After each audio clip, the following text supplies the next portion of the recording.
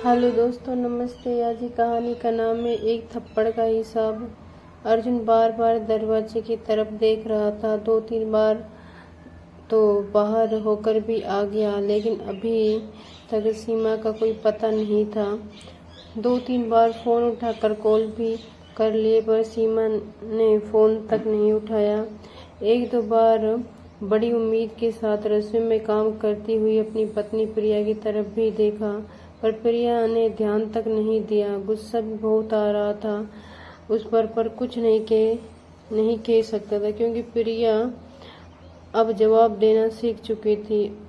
अचानक अंदर कमरे में माँ सरोजा देवी के करने की आवाज़ आई तो अर्जुन कमरे में आ गया। माँ उदास सी बिस्तर पर पड़ी थी, आंखों से कुछ आंसू बह चुके थे। बड़ी उदासी से उन्होंने अर्जुन की तरफ देखा तो फिर दूसरी ओर मुंह कर फेर लिया।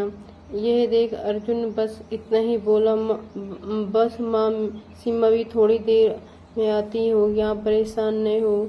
आखिरकार उसने फिर से मोबाइल उठाया और सीमा कॉल कर लगा दिया। इतने में मोबाइल की रिंग दरवाजे पर ही सुनाई दी। बाहर जाकर देखा तो सीमा आ चुकी थी। उसे देखते अर्जुन बोला, सीमा तुम आज भी लेट आई हो? माँ कब से तुम्हारा इंतजार कर रही है। भैया जी क्या बताएं, कितनी ही कोशिश कर लूं पर ट्रैफिक के कारण लेट ही हो जाती हूँ। अच्छा ठीक है, जाओ पहले माँ के पास जाओ। सीमा अंदर कमरे में गई और दरवाजा हल्का सा बंद कर लिया।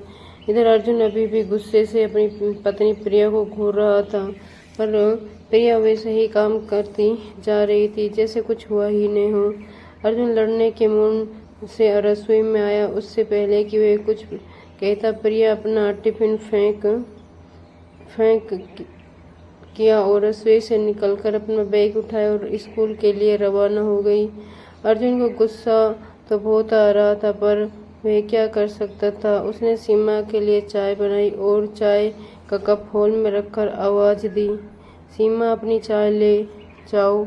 इतने में सीमा बाहर निकली और चाय उठाने लगी तो अर्जुन ने पूछा, माँ ठीक है? उसके सवालों को सुनकर सीमा ने अर्जुन की तरफ देखा और कहा, हाँ भैया जी, माँ ठीक है। सुबह से कई बार पूछ चुका हूँ पर वो कुछ जवाब ही नहीं दे रही थी। सीमा ने जवाब दिया, वो दरअसल भैया जी उनके कपड़े गंदे हो गए थे इसलिए परेशान हो रही थी, शायद इसलिए वह आपको जवाब नहीं दे रही थी। ओह, तो तुमने कल जाने से पहले माँ को डायपर नहीं लगाया था भैया जी, पर कपड़े तो गंदे ही हो जाते हैं। बस मैंने उन्हें नहला दिया, चाय पीकर उन्हें कुछ खिला देती हूँ। उन्होंने सुबह से कुछ खाया नहीं और न ही कुछ पिया है। टेबल पर सब सामान वैसे ही रखा है। यह सुनकर अर्जुन को अपनी पत्नी प्रिया पर बहुत गुस्सा आ रहा था। अर्जुन सीमा के सामने ही बोला, कैसी पत्नी है मेरी, कैसी औरत है जिसे माँ की तकलीफ तक नहीं दिखती। अगर मेरी माँ की जगह उसकी माँ होती बिस्तर पर, तब भी ऐसा ही करती। कभी माँ के कमरे में जाकर झांकती तक नहीं। माँ सुबह से परेशान है, शर्म के मारे अपने बेटे से कुछ नहीं कह पा रही तो कम से कम बहू होने के नाते वे पूछ लेती, लेकिन नहीं, पता नहीं मन में क्या लेकर बैठी है। सच में भैया जी, आपको नहीं पता कि भाभी जी के मन में क्या लेकर बैठी है। सीमा के सवाल से अर्जुन हंस रह गया। बस इतना ही कहा, तुम माँ का ख्याल रखो। अर्जुन वहीं बैठ गया और सीमा अपनी चाय लेकर सरोजा देवी के पास चली गई। वह बैठे बैठे ही अतीत की गलियारों में घूमने लगा, जब प्रिया उसकी दुल्हन बनकर इस घर में आई थी। घर में माँ सरोजा देवी, बहन रिंकी और अर्जुन ही थे। प्रिया के आने के बाद 4 लोगों का छोटा सा परिवार था, पर पता नहीं क्यों सरोजा देवी प्रिया से सीधे मुंह बात तक नहीं करती थी। वह हमेशा अपनी सास वाले टक पर ही रहती। उन्हें लगता कि कहीं उनकी बहू उनके बेटे को उनसे दूर न कर दे। इसी कारण हर चीज में मीन मैक निकालना, उसमें 10 कमियां बताना उसकी आदत बन चुकी थी। इस चीज का सबसे ज्यादा फायदा रिंकी उठाती थी। उसे बड़ा मजा आता था अपनी माँ को भाभी के खिलाफ भड़काने में। अर्जुन भी माँ से ज़्यादा नज़दीक था, इसलिए वह सुनता और वही मानता। एक दिन रिंकी को कॉलेज अपनी नीली यूनिफॉर्म में जाना था, पर उसने यूनिफॉर्म निकालकर प्रिया को देना भूल गई। यूनिफॉर्म गंदा रह गया। सुबह जब वो तैयार होने लगी तो यूनिफॉर्म देखकर चिल्लाने लगी। सरोजा देवी ने देखा तो रिंकी की गलती न देखकर प्रिया को ही डांटना शुरू कर दिया। इस पर प्रिया ने कह दिया, माँ जी मेरी क्या गलती है? रिंकी ने मुझे ड्रेस दी ही नहीं तो मैं धोती कैसे?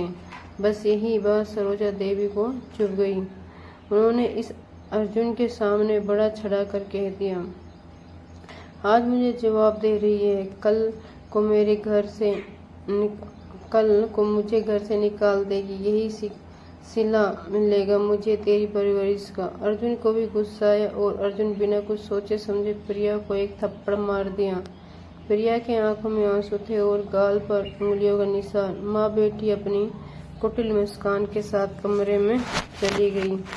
प्रिया अंदर तक टूट चुकी थी, छोड़कर जाना चाहती थी, पर उसके माता पिता ने यह कहकर साथ नहीं दिया कि ये सब तो घर गृहस्थी में लगा ही रहता है। जब सरोजा देवी को पता चला कि प्रिया को मायके से कोई साथ नहीं देगा तो उन्होंने तानों की बौछार और तेज कर दी। फिर प्रिया माँ बनने वाली थी। 7वां महीना चल रहा था। उस दिन बारिश हो रही थी। सरोजा देवी ने उसे कॉफ़ी बनाने को कहा। प्रिया कॉफ़ी बनाकर ला रही थी कि तभी रिंकी तेजी से कमरे से निकली और उससे टकरा गई। कप नीचे गिर गया। रिंकी को कुछ नहीं हुआ, फिर भी वह चिल्लाने लगी, हाय मुझे जला दिया, हाय। सरोजा देवी और अर्जुन भागते हुए आए। बिना कुछ सोचे सरोजा देवी ने प्रिया को जोरदार थप्पड़ जड़ दिया। प्रिया खुद को संभालने नहीं पाई और पेट के बल टेबल से टकरा गई। उसके पेट पर गहरी चोट आई। अर्जुन उसे अस्पताल ले गया। डॉक्टरों ने बताया कि उसका मिसकैरेज हो गया है। सप्ताह भर हॉस्पिटल में रहने के बाद प्रिया को छुट्टी मिली, लेकिन अभी भी उसे बेड रेस्ट की जरूरत थी। सरोजा देवी ने साफ कह दिया, इसे मायके छोड़ आओ, हमें इसकी देखभाल नहीं करेंगे। लेकिन अर्जुन ने उसे मायके नहीं भेजा। लोगों को सच्चाई पता चल जाती है, इसलिए उसने एक नर्स रख ली। सीमा 20 दिन के लिए आई थी, लेकिन इन दिनों में उसने घर की हकीकत समझ ली थी। अर्जुन ऑफिस चला जाता और माँ बेटी खुद का खाना बना लेती, लेकिन प्रिया के लिए कुछ नहीं बनता। वॉशरूम तक वो खुद दीवार पकड़कर जाती। धीरे धीरे प्रिया ठीक हो गई और स्कूल की नौकरी पकड़ ली। घर वालों ने मना किया, बात तक नहीं की, पर प्रिया अब चुप थी। फिर रिंकी की शादी हो गई। 4 साल बीत गए। प्रिया दोबारा कंसीव नहीं कर सकी। अब सरोजा देवी अर्जुन की दूसरी शादी करवाना चाहती थी। प्रिया ने कुछ नहीं कहा, नहीं तलाक मांगा। सरोजा देवी उसे परेशान करने में कोई कसर नहीं छोड़ रही थी। एक दिन वह अपनी बहन के घर गुस्से में निकल गई और रास्ते में उसका एक्सीडेंट हो गया। आज वो बिस्तर पर है। सभी को उम्मीद थी कि बहू सेवा करेगी, लेकिन प्रिया ने साफ कहा, मुझसे आपकी माँ की देखभाल नहीं होगी। नर्स रख लीजिए या फिर उनकी बेटी को बुला लीजिए। हर थप्पड़ अपनी कीमत चुकाता है और मैं कोई देवी नहीं हूँ जो सब कुछ बोलकर सेवा करूँ। प्रिया की नज़रों में घृणा देख सरोज देवी की आंखें झुक गई। रिंकी ने अपने ससुराल से आने से साफ मना कर दिया, इसलिए एक बार फिर सीमा को बुलाया गया। हाँ, ये अलग बात है कि प्रिया घर से निकलने से पहले सारे काम कर देती थी, खाना बनाकर रख देती थी, बस सेवा नहीं करती थी। और आज किसी की हिम्मत नहीं थी कि उससे कह सके माँ की सेवा कर लो। दोस्तों, कहानी पसंद आई तो लाइक शेयर सब्सक्राइब जरूर।